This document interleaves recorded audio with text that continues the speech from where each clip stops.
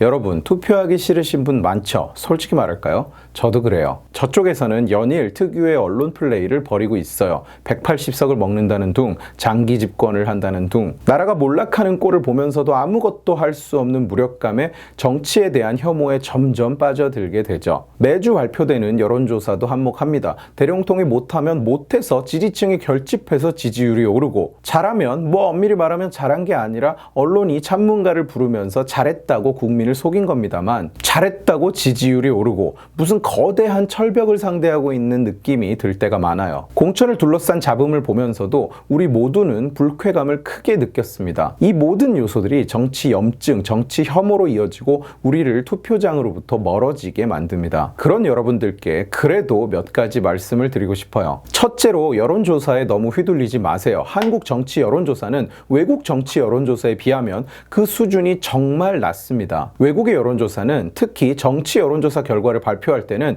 질문 내용이 뭐였는지 단어 하나하나를 전부 다 공개합니다. 그러나 한국 여론조사는 눈을 씻고 찾아봐도 그런 게 없죠. 그리고 당연히 과거 선거 결과에 맞춰서 보정을 해야 되는데 그런 꼴을 찾기가 힘들죠. 법적으로 의무사항이 아니니까요. 결국 늘 조작이다 뭐다 말이 많은데 조작이고 말고를 떠나서 통계적으로 의미가 적습니다. 실제 여론과 상관관계가 없다고 볼 수는 없습니다만 결과 숫자 하나하나에 별로 통계적으로 의미가 없다는 겁니다. 여론조사 결과라는 그 자체의 의미보다는 여론몰이 수단으로서의 기능이 훨씬 큰 거죠. 둘째로, 개표 조작, 부정선거에 대한 지적과 우려를 하는 분들이 많습니다. 그러나 이런 지적은 매우 신중해야 해요. 증거가 없이 함부로 제기해서는 안 되는 의혹일 뿐더러 현실적으로 부정선거라는 것이 쉬운 일도 아닙니다. 심지어 어차피 조작할 건데 뭐하러 투표하러 가느냐 이런 말을 하는 분들도 봤는데 정말 어리석은 생각입니다. 개표 조작의 염려는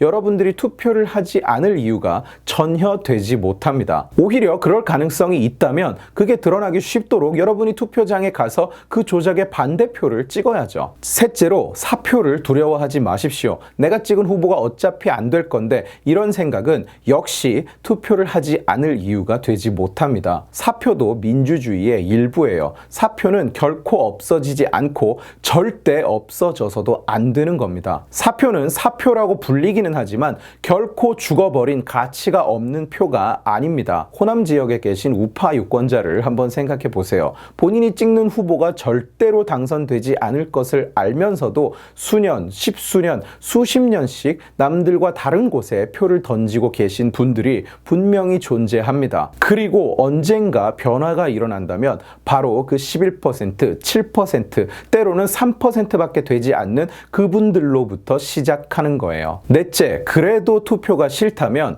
좋습니다. 저는 투표를 포기하는 것 또는 기권표를 찍는 것 또한 투표권의 행사라고 믿어요. 투표권은 신성한 것이라는 말들을 많이 하시는데 신성한 것일수록 그것을 포기하는 의지도 존중되어야겠죠. 그러나 표를 포기하시려거든 그만한 이유를 가지고 하셔야 됩니다. 누굴 찍어야 할지 잘 모르겠어서, 귀찮아서, 의미가 없을 것 같아서, 놀러 가고 싶어서, 이거는 투표를 하지 않을 이유가 전혀 아니죠. 의미 없지 않습니다. 그리고 모르겠으면 공부를 하세요. 평생 민주주의 사회에서 살아갈 거면서 이 정당이 추구하는 바가 뭔지, 이 후보가 약속하는 바가 뭔지, 그리고 그 돈은 어디에서 오는지, 누구의 몫을 빼앗아서 내게 주겠다고 하는 건지 고민해보지 않는다면 정말 부끄러운 일이죠. 그리고 다른 날 놀러 가세요. 아니면 투표를 하고 놀러 가세요. 투표할 기회는 당신 평생에 기껏해야 30-40번밖에 주어지지 않습니다. 빚을 내서 나눠주자, 이번엔 저 사람들을 죽여서 그 재산을 나눠 갖자는 손가락질 이외에는 할 줄 아는 것도 없고 국가를 운영하는 비전도 능력도 없는 자들이 정말 국회에 180석을 먹으면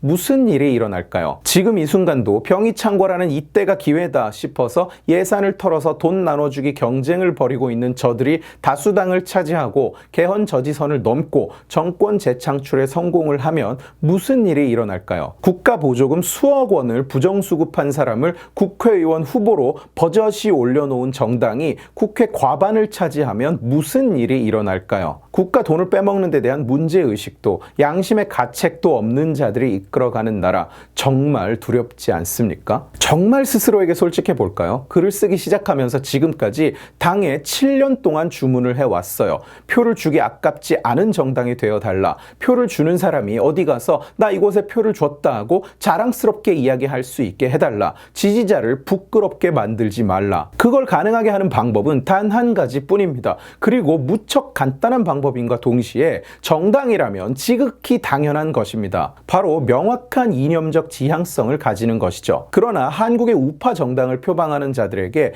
그런 지향점은 전혀 찾아볼 수 없습니다. 우파라는 이름을 붙여주기 부끄럽기 그지없는 자들이 권력을 차지하고 목소리를 내고 있죠. 안타깝습니다. 저놈들이 하는 꼴이 실망스럽다, 혐오스럽다. 예, 저도 동의합니다. 가서 이 당에 투표를 해주세요. 이 당에 투표를 하면 경제가 살아나고 나라가 살아납니다. 라고 말씀드리고 싶지가 않습니다. 그래서 그렇게 여러분들에게 말씀드리기가 부끄럽습니다. 그래도 저는 투표를 하러 갈 겁니다. 가서 내 미래의 빚을 덜 지우는 정당에 투표할 겁니다. 어린 그리고 아직 태어나지도 않은 후세대에게 망설임 없이 빚을 떠넘기지 않는 정당에 투표할 겁니다. 그리고 내 표를 받아간 그들에게 더욱 강하게 요구하고 그들을 더욱 큰 목소리로 비판할 겁니다. 첫 투표권을 갖게 된 고3 학생들에게 많은 연락을 받았어요. 어떻게 투표를 해야 하느냐? 누구에게 투표를 해야 하느냐? 고3 여러분, 그리고 첫 투표에 나서는 20대 초반 여러분, 저는 누구를 찍으라고 말하고 싶지 않습니다.